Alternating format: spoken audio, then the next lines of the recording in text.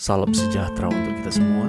Pelajaran Sekolah Sahabat dengan tema utama Mengelola bagi sang guru sampai dia datang. Pelajaran ke-12, Upah Kesetiaan. Kamis 23 Maret, mata yang tertuju pada upah. Setelah pertobatan Paulus, dia menyerahkan seluruh hidupnya untuk pekerjaan Kristus.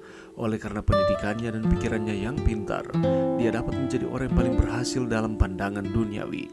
Seperti Musa, Paulus memilih untuk menderita bersama anak-anak Tuhan yang setia dan demi Kristus. Dia menderita pukulan, dilempari dengan batu, dipenjara, kapal tenggelam, lapar dan dingin, dan masih ada lagi seperti yang dicatat dalam 2 Korintus 11 ayat 24-33. Bagaimanakah dia sanggup menahan semua ini? Bacalah Roma 8 ayat 16-18. Bagaimanakah pengetahuannya bahwa dia adalah anak Allah menjadi faktor dalam kesetiaannya? Nilai yang diletakkan oleh Paulus pada upah kesetiaan adalah hal yang menjaganya tetap bersemangat dalam menderita bagi Kristus. Dari penjara ia menulis, "Saudara-saudara, aku sendiri tidak menganggap bahwa aku telah menangkapnya, tetapi ini yang kulakukan. Aku melupakan apa yang telah di belakangku dan mengarahkan diri kepada apa yang di hadapanku, dan berlari-lari kepada tujuan untuk memperoleh hadiah, yaitu panggilan surgawi dari Allah dalam Kristus Yesus." Filipi 3 ayat 13 dan 14. Bacalah 1 Timotius 6 ayat 6-12. Yang telah kita lihat tetapi layak untuk dilihat kembali. Pekabaran penting apakah dalam ayat-ayat ini, terutama bagi kita sebagai orang-orang Kristen? Dari perspektif Alkitabiah, kemakmuran adalah memiliki sesuatu yang selalu tersedia setiap waktu saat Anda membutuhkannya. Kemakmuran bukanlah kumpulan kepemilikan. Kemakmuran juga adalah menuntut janji Allah dalam Filipi 4 ayat 19. Allahku akan memenuhi segala keperluanmu menurut kekayaan dan kemuliaannya dalam Kristus Yesus. Akhirnya, kemakmuran adalah bersyukur atas apa yang Anda miliki di dalam Tuhan dan percaya kepadanya dalam segala hal. Allah tidak berjanji kepada anak-anaknya bahwa mereka pasti kaya dalam harta duniawi. Faktanya, Dia mengatakan bahwa semua yang menghidupkan kehidupan yang saleh akan menderita penganiayaan. Apa yang ditawarkannya lebih baik dari kekayaan dunia. Dia mengatakan, "Aku akan menyediakan kebutuhan-kebutuhanmu, dan kemanapun engkau pergi, aku akan menyertaimu." Kemudian pada akhirnya Dia akan memberikan kepada umatnya yang setia kekayaan dan tanggung jawab serta kehidupan kekal. Sungguh suatu upah yang luar biasa. Mendekati akhir kehidupannya, Paulus dapat berkata, "Mengenai diriku, darahku sudah mulai dicurahkan sebagai persembahan dan saat kematianku sudah dekat. Aku telah mengakhiri pertandingan yang baik. Aku telah mencapai garis akhir dan aku telah memelihara iman. Sekarang telah tersedia bagiku mahkota kebenaran yang akan dikaruniakan kepadaku oleh Tuhan, Hakim yang adil, pada harinya.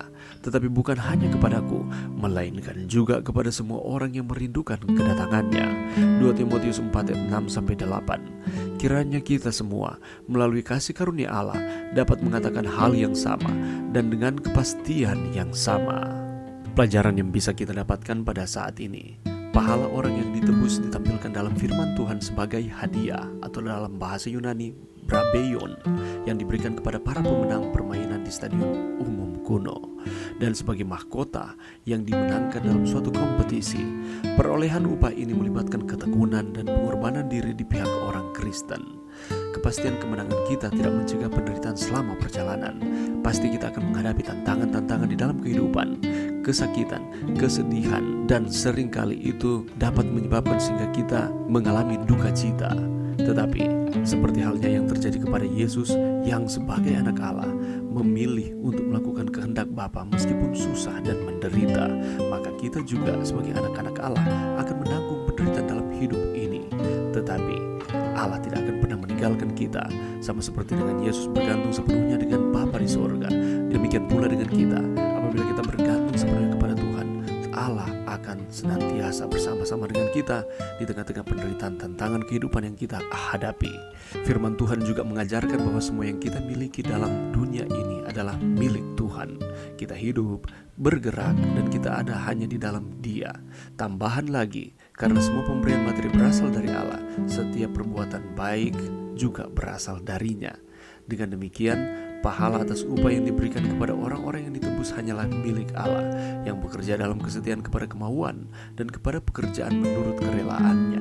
Orang-orang yang ditebus dipahalai upah karena menerima dan tidak menyerahkan pekerjaan Allah dalam hidup mereka, karena mereka percaya bahwa Yesus adalah yang berwenang dan pemberi segala sesuatu di mana-mana. Itulah sebabnya kita harus mengetahui bahwa penatelayanan Kristen adalah spiritualitas dan kesetiaan praktis, seperti yang ditunjukkan oleh pekerjaan Adam dan Hawa dalam keadaan mereka sebelum kejatuhan di Eden. Eden yang hilang karena penatelayanan Adam dan Hawa yang tidak setia, dipulihkan oleh penatelayanan Yesus yang sempurna, yang setia, yang pertama-tama berusaha melakukan kehendak Bapa. Yesus melihat hasil pekerjaannya dan merasa puas. Dan sebagai Adam kedua, Yesus memulihkan citra surgawi kepada umat manusia, serta penatelayanan yang hilang oleh Adam yang pertama. Oleh karena itu, kita, umat-umat Tuhan yang ditebus, juga akan merasa puas untuk melihat bukan pekerjaan mereka sendiri, tetapi pekerjaan Yesus di dalam mereka. Mulai sekarang, mereka melayani Tuhan dengan mata tertuju kepada hadiah atau upah, yakni keselamatan yang Tuhan telah janjikan.